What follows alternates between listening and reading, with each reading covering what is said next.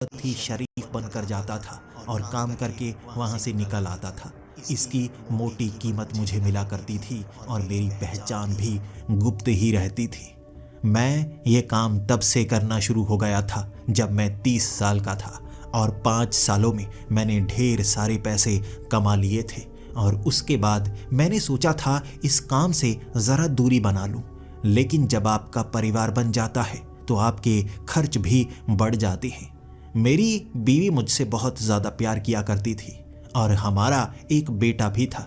मेरा बेटा जब 2 साल का था तब एक हादसे ने मेरी बीवी और मेरे बेटे को खत्म करके रख दिया।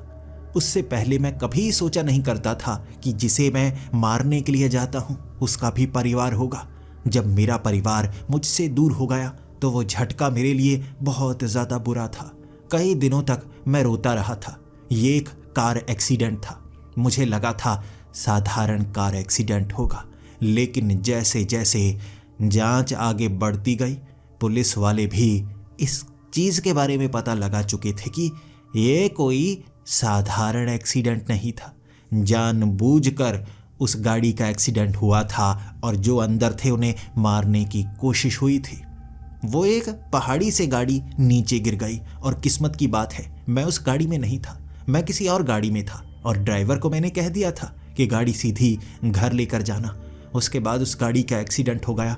मेरी बीवी नहीं बची, मेरा बेटा नहीं बचा और वो ड्राइवर भी नहीं बचा। लेकिन सबूत जब सामने आए कि वो ट्रक वाला जानबूझकर मारना चाहता था शायद मुझे, तो मैं गुस्से से भर गया था। मेरा कोई दुश्मन जो मुझे मारना चाहता था मैं ढूंढना चाहता था, क्योंकि मैं गुप्त केस ही लिया करता था, यानी मेरी पहचान जाहिर नहीं होती थी। बहुत ज़्यादा कम लोग थे जिन्हें मेरी पहचान पता थी कि मैं वो कत्ल करने के लिए जाता हूँ, और दुश्मन मेरी पहचान जान नहीं सकते थे। तो मुझे शक था शायद कोई अपना है जिसने मेरे दुश्मन को बता दिया कि मैं उस गाड़ी में जाने वाला हूँ और जानबूझकर उसने मुझे मारने की कोशिश की। बस मैं बच गया, वो दोबारा मुझे मारने की कोशिश करेगा।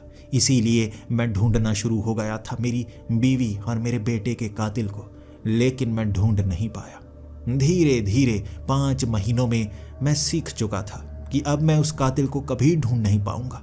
उस केस को भी पुलिस ने बंद कर दिया था। मेरे पास भी जितने पैसे थे मैं उनका इस्तेमाल कर चुका था कातिल को ढूंढने के लिए, लेकिन कई नाम मेरे सामने आते रहे। मैंने सभी दुश्मनों की लिस्ट बना ली थी। उसके बाद मुझे लगा अगर मैं दुश्मनों को ही खत्म कर दूंगा शायद मेरा बदला पूरा हो जाएगा। कई दुश्मनों को मारा था मैंने। 6 दुश्मनों को मारने के बाद मेरे पास पैसों की कमी होने लगी। जिस काम को मैं छोड़ चुका था वो काम दोबारा करना मैं शुरू हो गया था, लेकिन इस बार कीमत वैसी नहीं मिलती थी क्योंकि मैं इस काम को छोड़ चुका था। फिर भी मैं जिसका कत्ल किया करता था, कत्ल अच्छे से करता था। अब मुझे और ज़्यादा कॉन्ट्रैक्ट चाहिए थे, लेकिन कई ऐसे किलर आ चुके थे जो चुपचाप कत्ल किया करते, इसीलिए मेरी डिमांड बहुत ज़्यादा कम थी। मेरे पास कॉन्ट्रैक्ट्स बहुत कम आने लगे थे और एक गलती के कारण भी मैं किसी को मार नहीं पाया। वो एक बड़ा पॉलिटिशियन था। गोलियां तो चला पाया था मैं, लेकिन उसे मार नहीं पाया। और उसके बाद सुर्खियां फैल गई थी कि एक ऐसा ही किलर जो कत्ल अच्छे से कर नहीं पाता, तो मेरी डिमांड कम हो गई। उसके बाद ना तो मैं बीवी और बेटे के कातिल को ढूंढ पाया और ना ही कोई रास्ता ढूंढ पाया। काम की तलाश में मैं भटकने लगा था। मैं अपने सारे कॉन्टैक्ट्स को जैसे मिलने की कोशिश कर रहा था, लेकिन ये काम गुप्त तरीके से किया जाता है और मुझे धीरे धीरे पैसों की तंगी होने लगी और मैं सोचने लगा और कौन सा काम मुझे करना चाहिए। मुझे लगा मैं कोई ऐसा काम कर सकता हूँ जो कोई और नहीं कर सकता। एक बड़े शहर में जब एक एमएलए से मैं मिला था, उन्होंने मुझे कहा था कि मैं जानता हूँ तुम क्या काम करते हो। मैं उनके लिए भी एक बड़ा काम कर चुका था।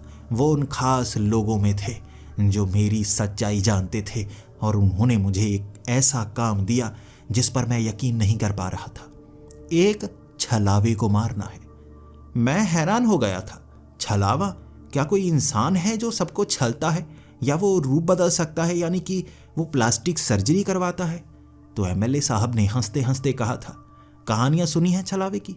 मैंने कहा, हाँ हाँ, कहानियाँ सुनी है कैसे वो रूप बदल सकते हैं, खतरनाक होते हैं, लेकिन वो तो कहानियाँ हैं ना, क्या वो इंसान बिल्कुल प्लास्टिक सर्जरी करके रूप बदलता रहता है? उन्होंने कहा, वो इंसान नहीं, असली छलावा है।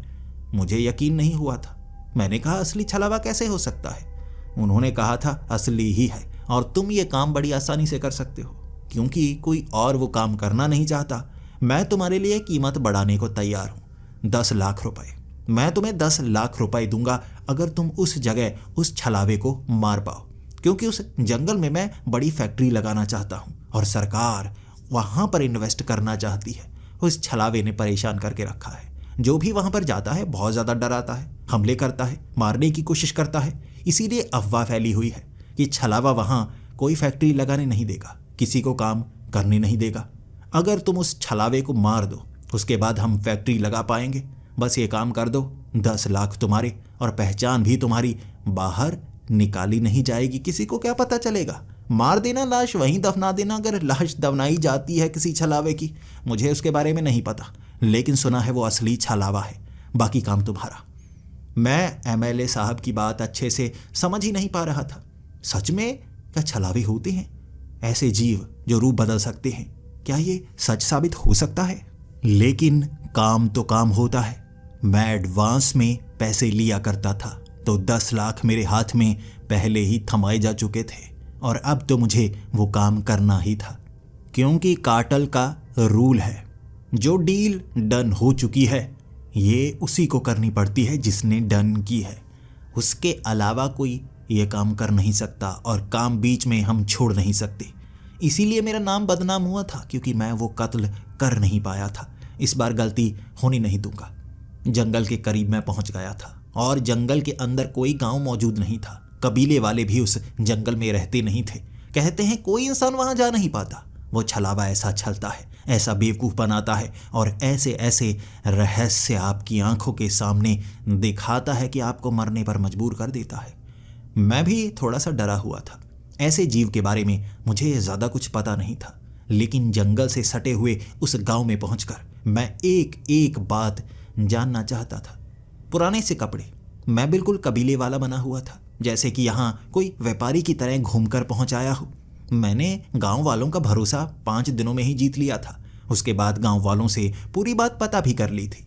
कई गवाह थे वहां पर जो कहते हैं कि जंगल में वो छलावा रहता है, उन्होंने अपनी आंखों से देखा है रूप बदलते हुए।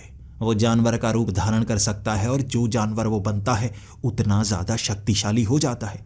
यानी कि वो शेर का रूप धारण कर ले तो वो शेर की तरह ताकतवर होता है, जबड़ों में दबा लेता है, लेकिन रहम ज़रा सा उसकी आंखों में होता है कि वो मौत के घाट तो नहीं उतारता, लेकिन इतना ज़ख्मी कर देता है कि इंसान को अगर ना संभाला जाए तो वो अपने आप खून बहने के कारण मर जाए।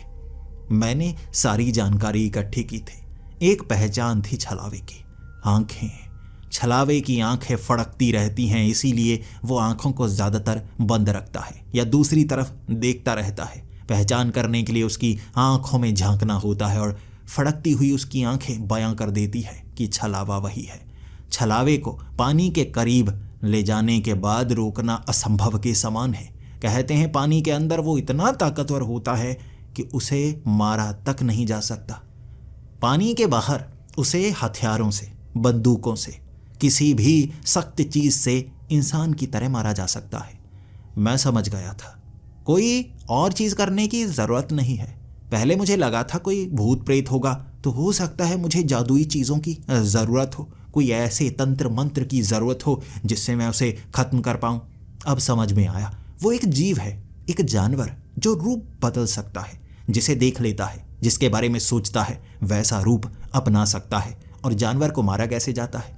गोली से, तलवार से, चाकू से, तीर से, किसी भी चीज़ से उसे मारा जा सकता है, लेकिन पकड़ना छलावे को मुश्किल है। मैंने पूरी तैयारी कर ली थी। जहाँ भी मैं जाता हूँ इसी तरह से घुल मिल जाता हूँ और पूरा प्लान बनाकर उसे घेर कर मारता हूँ। जानकारी इकट्ठी करने के बाद मैं जंगल में गया था और तैयारियां मेरी पूरी थी। जो जानकारी मैंने जुटाई थी उसके अनुसार जंगल के बीच में खंडहर बने हुए हैं। वो पुराने ज़माने का मंदिर हुआ करता था। गुफाएं बनी हुई हैं, मंदिर के नीचे जाने वाले रास्ते बने हुए हैं और वहाँ आसपास वो छलावा नज़र आता है। मैं भी जंगल में चल पड़ा था। पहले तो मैं उन खंडहरों को ढूंढना चाहता था। खंडहर ढूंढने इतने मुश्किल साबित हो सकते हैं मुझे पता नहीं था।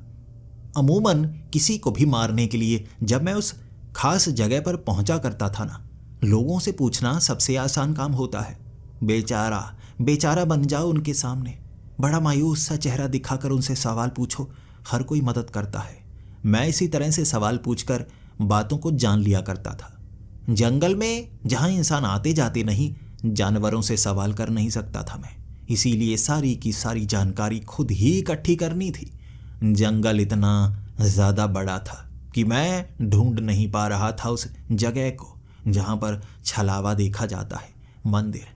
मुझे नहीं पता था वो मंदिर कैसा होगा। खंडहर सुना है, लेकिन कितना बड़ा खंडहर, मुझे हर सवाल का जवाब अपनी आंखों से ही मिलने वाला था।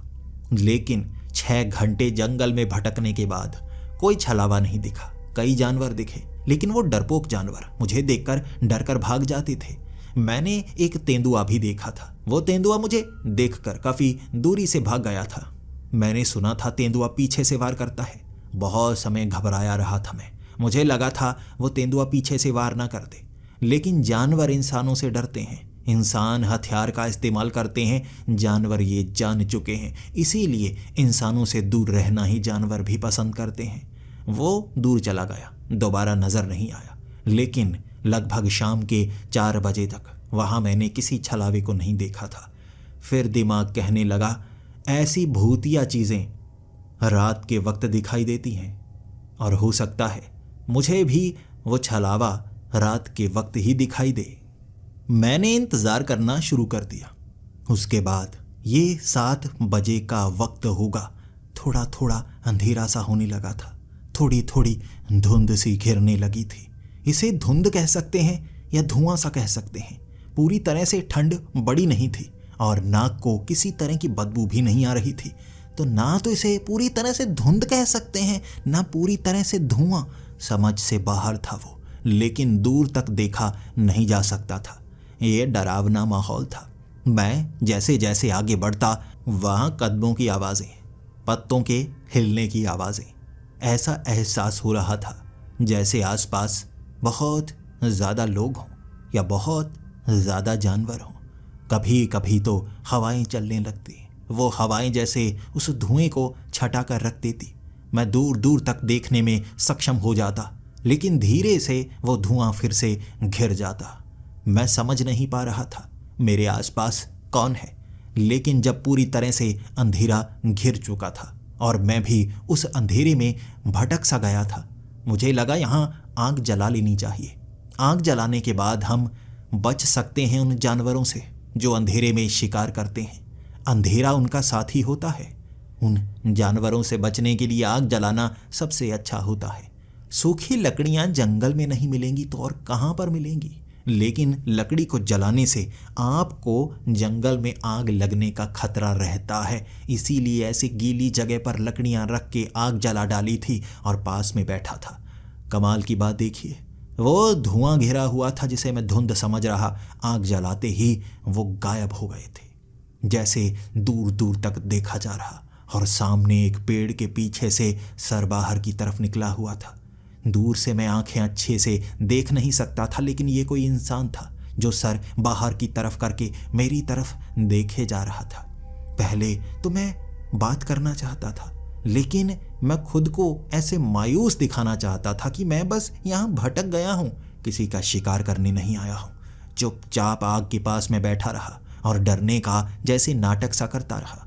जैसे ही पेड़ के पीछे से वो सर और आगे की तरफ बढ़ा, मैंने साफ देखा सर पर जैसे चोट लगी हुई हो। शरीर बड़ा भद्दा सा, डरावना सा, जैसे किसी को डराने के लिए ये कोई असली प्रेत सामने आ गया हो। लेकिन प्रेत की कहानियां इस जंगल में सुनाई नहीं जाती, छलावे की कहानियां सुनाई जाती हैं। मैं समझ गया ये छलावा है। मैं बहुत ज़्यादा डरने का नाटक करने लगा। ज़मीन से उठाकर पत्थर उस तरफ फेंकने लगा, क्योंकि जब वो मेरे सामने आ जाएगा, हमला करने की कोशिश करेगा, तो मैंने जो अपनी जुराब में छोटे वाली बंदूक रखी हुई है उससे पहला वार करूंगा। उसके बाद अपने वो बड़े बैग में जो राइफल रखी हुई है उससे भेजा उड़ा के रख दूंगा। पूरा प्लान बनाया था मैंने, मेरा निशाना कभी चूकता नहीं था। लेकिन जैसे ही वो सामने आया, मुझे डराने के लिए उसने अपने हाथ ऊपर की तरफ कर दिए और उस धुएं को भी उसी समय बढ़ना था। धुएं में वो दूर धुंधला धुंधला सा दिख रहा, चलने की आवाज़ आ रही, ऐसा लग रहा जैसे वो सामने से आगे की तरफ बढ़ रहा हो। फिर पेड़ के पीछे वो छिप गया। मैं अपनी जुराब में हाथ डालकर वो छोटी बंदूक निकालना चाहता था, उससे पहले वो पेड़ के पीछे छिप चुका था। धुएं को चीरता हुआ सामने से वो आदमी मेरी तरफ भागता हुआ मुझे साफ नजर आया। मुझे लग रहा था वो अब मुझ पर हमला करने वाला है, बिल्कुल मेरे करीब आ चुका था। जैसे ही मैंने जुराब में हाथ डालकर वो बंदूक बाहर निकाली, वो धुएं को चीरता हुआ आगे बढ़ रहा और मैंने उसके सर का निशाना लगाया और गोली चला दी। लेकिन वो जो धुआं था ना, वो एक भ्रम था। धुएं में वो भी जैसे धुएं की तरह गायब हो गया। अगर वो छलावा होता तो उस पर मैं गोली चलाता, उसका सर खुल जाना चाहिए था। उसे कोई फर्क नहीं पड़ा। अचानक मेरी पीठ के पीछे आ गया और मेरे कान में कहने लगा, क्यों आए हो यहां पर?